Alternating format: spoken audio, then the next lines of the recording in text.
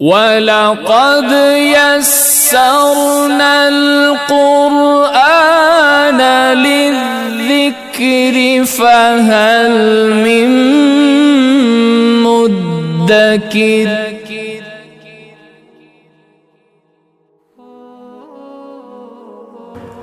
اعوذ باللہ من الشیطان الرجیم بسم اللہ الرحمن الرحیم وَأَقِيمُوا الصَّلَاةَ وَآتُوا الزَّكَاةَ وَارْكَعُوا مَعَ الرَّاكِعِينَ، اور نماز کو قائم کرو، زکوٰۃ کو ادا کرو اور جھکنے والوں کے ساتھ اپنے آپ کو جھکاؤ۔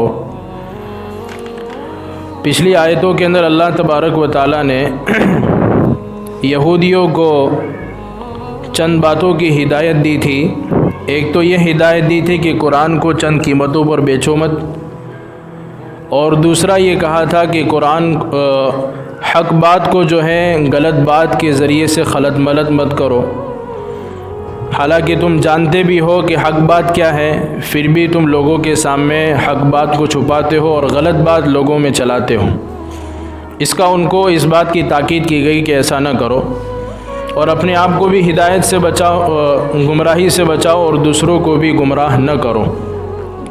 ان آیتوں کے اندر اللہ تبارک و تعالیٰ نے اور چند احکام یہودیوں کو بتائے ہیں جو عمل کے اعتبار سے ہیں،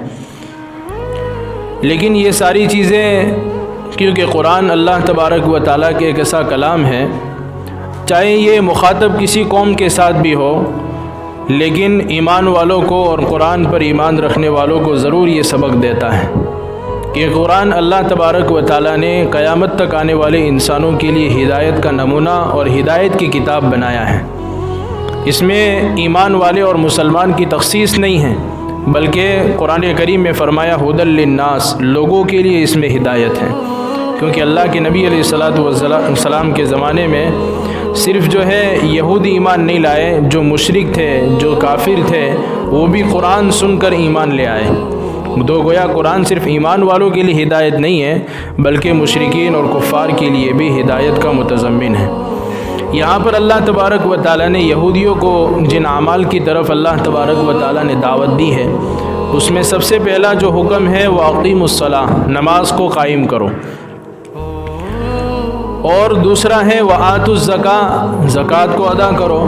اور تیسرا حکم ہے وارکعوا مع الراکعین، رکوع کرنے والوں کے ساتھ تم رکوع کرو۔ اب یہ تین چیزیں اتنی اہمیت کے حامل ہیں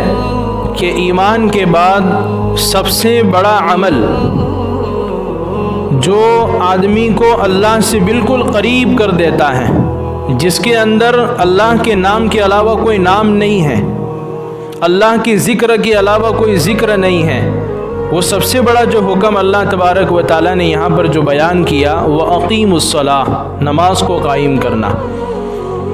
نماز کو قائم کرنا کس کو کہتے ہیں؟ قائم اس کو کہتے ہیں جو بالکل سیدھا ہو، جیسے ہم کہتے ہیں کہ یہ درخت بالکل اپنی جگہ پر قائم ہے، یعنی بالکل سیدھا کھڑا ہے، اس کے ٹیڑھا ہونے کی امید نہیں ہے، جھکنے کا اس کا نام و نشان نہیں ہے، بالکل قائم ہے۔ اور اصطلاح شرع میں نماز اس عبادت کو کہا جاتا ہے کہ جب اللہ کے سامنے آدمی نیت باندھ کر کھڑا ہو تو باہر سے بھی ایسا لگے کہ وہ اللہ کے سامنے کھڑا ہے، اور اندر بھی اس کا دھیان اللہ کی طرف متوجہ ہو، اس کو کہتے ہیں نماز۔ لیکن یہاں پر صرف نماز کا حکم نہیں ہے، نماز کو قائم کرنا ہے۔ قائم کرنے کا مطلب جس طرح ایک درخت بالکل سیدھا کھڑا ہو جاتا ہے، قائم ہو جاتا ہے، اسی طرح نماز کو قائم کرنا، یعنی نماز کے قائم کرنے سے مراد یہاں پر مفسرین نے یہ لکھا ہے کہ اللہ اکبر سے لے کر سلام تک آدمی کی نماز ایسی ہو جس میں سنت، فرائض، مستحبات کی مکمل رعایت کی جائے، مکمل رعایت کی جائے، پورے طور پر جو ہے سنت کے ساتھ نماز کو ادا کیا جائے، تب جا کر وہ نماز قائم رہے گی، اور پھر اس نماز کے اوپر جو فوائد اور جو اس کے فائدے نکلنے والے ہیں وہ اس آدمی کو نصیب ہوں گے۔ اسی نماز کے متعلق اللہ کے نبی نے فرمایا الصلاۃ عماد الدین، کہ نماز دین کا ستون ہے، اور حدیث پاک میں اللہ کے نبی علیہ الصلاۃ والسلام نے یوں بھی ارشاد فرمایا کہ جس نے نماز کو قائم کیا اس نے دین کو قائم کیا، اور جس نے نماز کو ڈھا دیا اس نے دین کو ڈھا دیا۔ اور قرآن مجید میں اللہ نے نماز کا جب ذکر کیا تو فرمایا ان الصلاۃ تنہا عن الفحشاء والمنکر، یقیناً یہ نماز ایسی اللہ تبارک و تعالیٰ کی عبادت ہے جو تم کو بری باتوں سے اور منکر باتوں سے روکے گی۔ اب یہ آیت کے ذریعے ہمیں کبھی خیال نہ آنا چاہیے کہ بہت سارے شرابی کبابی اور بہت سارے گنہگار نماز پڑھتے ہیں لیکن پھر بھی وہ گناہ سے باز کیوں نہیں آتے؟ تو اس کا سیدھا جواب اقیم الصلاۃ کے اندر موجود ہے کہ وہ نماز کو پڑھتے ضرور ہیں لیکن نماز کو انہوں نے قائم نہیں کیا۔ ان کا اللہ اکبر صحیح ہوتا ہے لیکن رکوع صحیح نہیں ہوتا، چاہے افعال کے اعتبار سے نماز صحیح ہوتی ہے لیکن اندر جو ہے اللہ کا دھیان نہیں ہوتا، باہر کی دنیا کا دھیان ہوتا ہے۔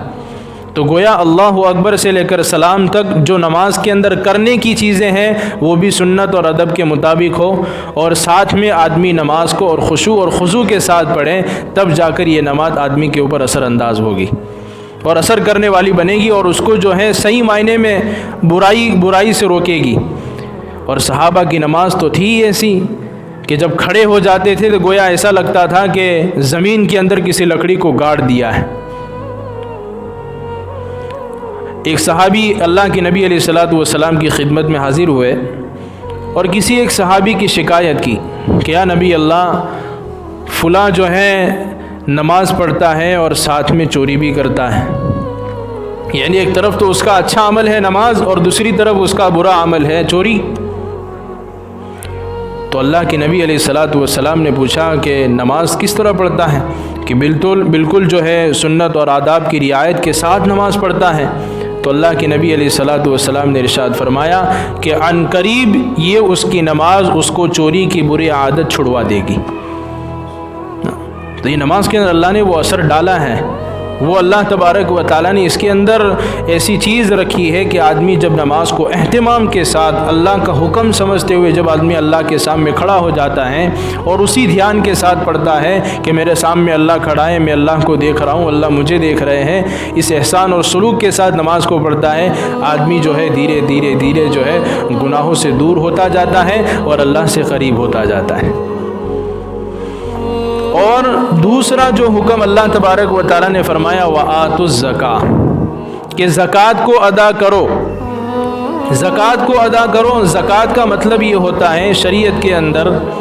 کہ زکوٰۃ کا دو مطلب، زکوٰۃ کے لغوی اعتبار سے دو معنی ہے ڈکشنری کے اندر، ایک معنی پاک کرنے کا اور ایک معنی بڑھانے کا۔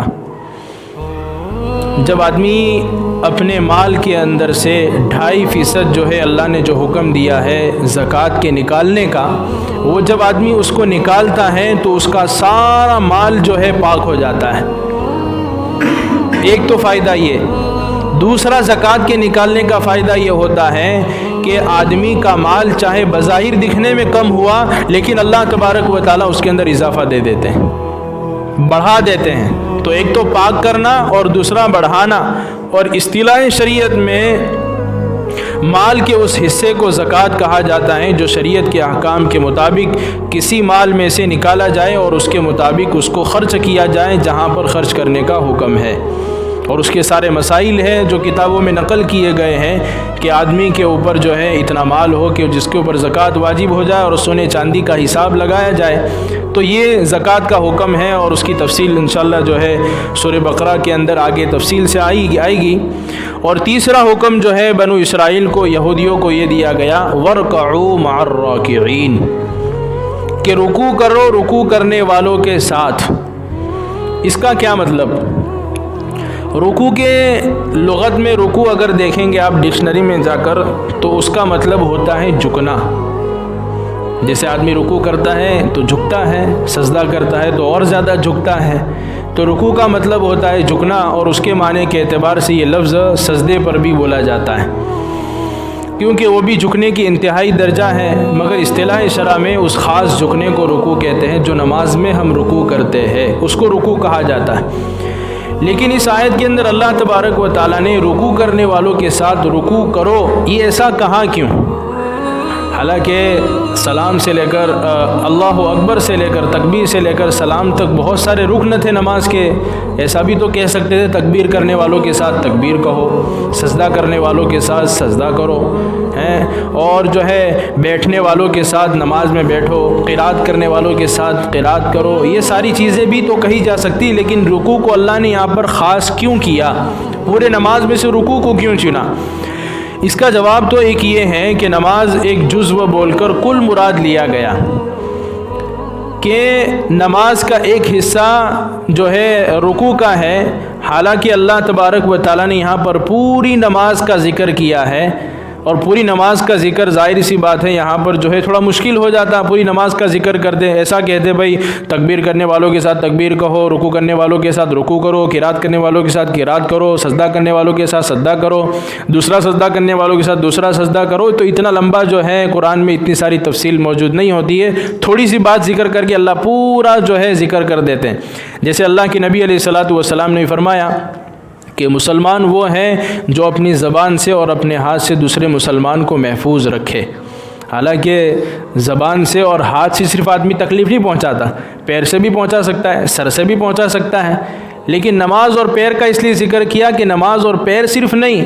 زبان اور ہاتھ نہیں، بلکہ پورا بدن اس میں آ گیا. اسی طرح یہاں پر صرف رکوع نہیں بلکہ پوری نماز اس میں آ گئی. ایک تو یہ مطلب ہے، اور دوسرا مطلب یہاں پر یہ لیا گیا ہے کہ یہودی جو لوگ تھے وہ جب نماز پڑھتے تھے تو وہ اپنی نماز میں رکوع نہیں کیا کرتے تھے، صرف سجدہ کرتے تھے، رکوع نہیں کرتے تھے. تو اللہ تبارک و تعالیٰ نے یہاں پر یہودیوں کو یہ حکم دیا کہ تو اپنی پرانی نماز چھوڑو، اور رسول اکرم صلی اللہ علیہ وسلم نے جو رکوع والی نماز سکھلائی ہے صحابہ کو وہ نماز پڑھو، یعنی رکوع کرنے والوں کے ساتھ رکوع کرو. اور تیسرا مطلب یہاں پر جو بہت بڑی اہمیت کا حامل ہے، جس کو اکثر مفسرین نے ذکر کیا ہے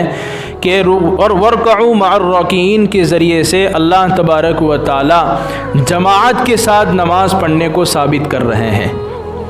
ظاہر سی بات ہے جب ہم یوں کہیں گے کہ رکوع کرنے والوں کے ساتھ رکوع کرو تو کیا مطلب اس کا؟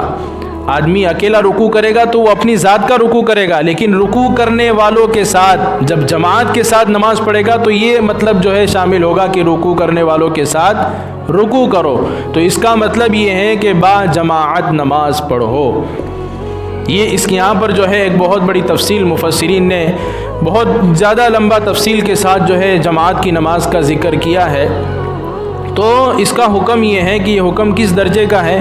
اس میں علماء اور فقہا کا تھوڑا سا اختلاف ہے کہ ایک جماعت صحابہ اور تابعین اور فقہائے امت کی جماعت کو واجب قرار دیتی ہے اس آیت کے ذریعے سے کہ یہاں پر اللہ نے کہا وَارْكَعُوا مَعَ الرَّاكِعِينَ، رکوع کرنے والوں کے ساتھ رکوع کرو. تو اس میں ایک جماعت فقہائے امت کی ہے، ایک جماعت صحابہ کی ہے، ایک جماعت تابعین کی ہے. ان کا کہنا یہ ہے کہ با جماعت نماز پڑھنا واجب ہے، جیسا یہاں پر اللہ نے قرآن کریم میں صاف طور پر کہا. یہ اس سے دلیل پکڑتے ہیں. اور ان کی ایک حدیث بھی ہے کہ اللہ کے نبی علیہ الصلاۃ والسلام نے ارشاد فرمایا لا صلاۃ لجار المسجد الا فی المسجد، یعنی مسجد کے قریب رہنے والے کی نماز صرف مسجد ہی میں جائز ہے، گھر پہ نماز پڑھے گا تو اس کی نماز نہیں ہوگی. اور ایک اور ان کی دلیل جو ہے، تیسری دلیل صحیح مسلم کی روایت حضرت ابو ہریرہ رضی اللہ تعالیٰ عنہ کی ہے کہ ایک نابینا صحابی اللہ کے نبی علیہ الصلاۃ والسلام کی خدمت میں آئے اور انہوں نے اللہ کے رسول سے شکایت کی کہ یا رسول اللہ صلی اللہ علیہ وسلم کہ میرے ساتھ جو ہے مجھ کو مسجد تک لے کر آنے والا کوئی ہوتا نہیں ہے، اگر آپ اجازت دیں تو میں گھر پر نماز پڑھ لوں. تو اللہ کے نبی علیہ الصلاۃ والسلام نے ان کو اجازت دے دی. جب وہ جانے لگے اللہ کے نبی علیہ الصلاۃ والسلام کی خدمت سے تو اللہ کے نبی نے پھر بلایا اور کہا کہ تمہارے گھر تک جو ہے اذان کی آواز آتی ہے؟ تو انہوں نے کہا کہ ہاں بالکل اذان کی آواز آتی ہے اور میں اذان کو سنتا بھی ہوں. تو پھر اللہ کے نبی علیہ الصلاۃ والسلام نے فرمایا کہ پھر آپ تو مسجد میں آنا ہی چاہیے، میں اس کی جو ہے آپ کو رخصت نہیں دے سکتا کہ آپ اپنے گھر میں نماز پڑھ لیں. تو یہ ایک اور دلیل جو ہے ان کی یہ بھی ہے کہ عبداللہ ابن عباس رضی اللہ تعالیٰ عنہ نے کہا کہ رسول اکرم صلی اللہ علیہ وسلم نے فرمایا من سمع النداء فلم یجب فلا صلاۃ لہ الا من عذر، یعنی جو شخص اذان کی آواز کو سنتا ہے اور جماعت مسجد میں نہیں آتا تو اس کی نماز نہیں ہوتی مگر یہ کہ اس کی کوئی عذر شرعی ہو، یعنی ہو سکتا ہے کہ بیمار ہو یا بہت تیز بارش ہو رہی کہ مسجد تک نہیں آ سکتا، ایسا کوئی عذر اس کے پاس نہیں ہے اور اذان سننے کے بعد بھی مسجد میں نہیں آتا ہے تو اس کی نماز نہیں ہوتی۔ تو گویا جو لوگ کہتے ہیں کہ جماعت کے ساتھ نماز پڑھنا واجب ہے تو ان کے پاس یہ دلیلیں ہیں۔ ان احادیث کی بنا پر جو ہے عبداللہ ابن مسعود اور حضرت ابو موسیٰ اشعری اور بہت سارے وغیرہ صحابہ یہی کہتے ہیں کہ نماز کے ساتھ جماعت کے ساتھ نماز پڑھنا جو ہے واجب ہے، کہ جس کے گھر تک اذان کی آواز آتی ہو تو وہ مسجد میں آ کر ہی نماز پڑھے۔ اور ایک جماعت یہ کہتی ہے، صحابہ کی ایک جماعت، فقہا کی ایک جماعت اور تابعین کی جماعت یہ کہتی ہے بھئی واجب تو نہیں ہے لیکن سنت مؤکدہ ضرور ہے، اور ان کا بھی سنت مؤکدہ کیسا ہے؟ واجب کے قریب ہے۔ وہ لوگ تو واجب کہتے ہیں، پوری ایک جماعت جو ہے بالکل واجب کہتی ہے، اور ایک جماعت کہتی ہے کہ سنت مؤکدہ ہے لیکن واجب کے قریب ہے، یعنی کوئی ایسا عذر آدمی کے پاس نہ ہو چھوڑنے کا تو آدمی جو ہے جماعت کی نماز کو نہ چھوڑے۔ اور اس کے اندر جو ہے حضرت عبداللہ ابن مسعود رضی اللہ تعالیٰ عنہ کا اس کی فضیلت کے اندر جو ہے ایک بہت اچھی بات لکھی گئی ہے کہ جو شخص یہ چاہتا ہوں کہ کل محشر کے میدان میں اللہ سے مسلمان ہونے کی حالت میں ملے تو اس کو چاہیے کہ ان 5 نمازوں کو انہی جگہ پر ادا کرے جہاں پر اذان ہوتی ہے، یعنی مسجد میں۔ کہاں ادا کریں؟ مسجد کے اندر نماز کو ادا کریں،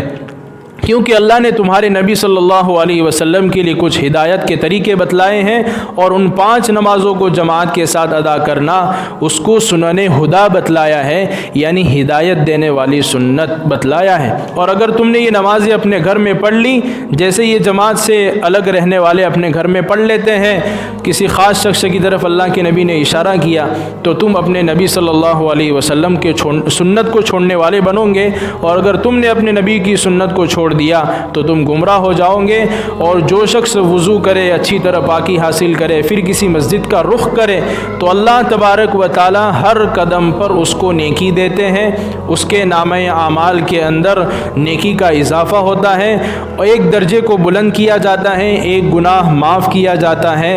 اور آگے فرمایا عبداللہ ابن مسعود نے کہ ہم نے اپنے مجمع کو ایسا پایا کہ منافقین کے علاوہ کوئی جماعت کی نماز کو نہیں چھوڑتا تھا، پیچھے رہنے والے منافقین ہی ہوتے تھے۔ بعض روایتوں کے اندر آئے ہیں کہ منافق بھی جماعت کی نماز کو نہیں چھوڑتے تھے، منافق بھی جماعت کے ساتھ نماز پڑھتے تھے تاکہ ان کی منافقت جو ہے مسلمانوں میں ظاہر نہ ہو جاوے کہ ہم منافق ہیں، تو جماعت کے ساتھ نماز آ کے پڑھتے تھے۔ اسی بیان میں جس طرح جماعت نماز کو پورا تاکید اور اہمیت کے ساتھ بیان کیا گیا، اس کے ساتھ اس کا یہ درجہ بھی بیان کیا کہ وہ سنن ہدا میں سے ہے جن کو فقہائے امت نے سنت مؤکدہ بتلایا ہے۔ تو گویا ان ساری جو ہے قرآن اور حدیث کے خلاصے کے سامنے ہم سب کو پتہ چلا کہ جماعت کی نماز کی کیا اہمیت ہے۔ آدمی چھوٹے سے چھوٹے عذر کے اوپر جماعت کی نماز کو چھوڑ دیتا ہے اور گھر پر ہی ادا کر لیتا ہے، بلکہ اللہ کے نبی علیہ الصلاۃ والسلام نے ایسے لوگوں کے بارے میں وعید بیان فرمائی ہے، اور یوں بیان فرمائیں کہ میرا دل چاہتا ہے کہ مسجد کے اندر میں ایک امام مقرر کروں، اور امام کے مقرر کرنے کے بعد میں بستی میں جاؤں، جو لوگ اپنے گھروں میں اکیلے نماز پڑھتے ہیں ان کے گھر کو میں جلا دوں۔ یہ اللہ کے نبی علیہ الصلاۃ والسلام کی تاکیداً حکم ہے، بلکہ اللہ کے نبی علیہ الصلاۃ والسلام دوسری حدیث پاک میں یہ ارشاد فرماتے ہیں کہ جو لوگ اپنے گھروں میں یوں ارشاد فرمائیں کہ اگر کوئی کھیتی کرنے والا کھیتی کر رہا ہے کھیتوں کے اندر اور 3 آدمی اس وقت موجود ہو تو وہ لوگ بھی جو ہے جماعت کے ساتھ نماز ادا کرے ایک جگہ پر جا کر، لیکن جماعت کو چھوڑے نہیں بغیر عذر شرعی کی وجہ سے کہ آدمی بہت ہی زیادہ بیمار ہے کہ مسجد تک نہیں آ سکتا ہے، بہت تیز بارش ہو رہی ہے، کوئی ایسی تکلیف اس کو ہے کہ مسجد تک آنے کی اس کی طاقت نہیں ہے، تو پھر آدمی جو ہے گھر پر نماز پڑھ سکتا ہے۔ لیکن یہ ساری حدیثوں کے سامنے میں اور آپ خود فیصلہ کر سکتے ہیں کہ جماعت کی نماز کی اہمیت کیا ہے اللہ کے رسول صلی اللہ علیہ وسلم کی نظر میں، قرآن کی نظر میں، بلکہ قرآن نے تو کہہ دیا وَارْكَعُوا مَعَ الرَّاكِعِينَ، رکوع کرنے والوں کے ساتھ رکوع کرو، اور جماعت کے اندر اللہ نے فوائد رکھے ہیں کہ حدیث پاک میں آتا ہے کہ جماعت کے ساتھ نماز پڑھی جانے والی نماز جو ہے 27 درجہ افضل ہے، یعنی 27 نمازوں کے برابر اس کو ثواب ملے گا۔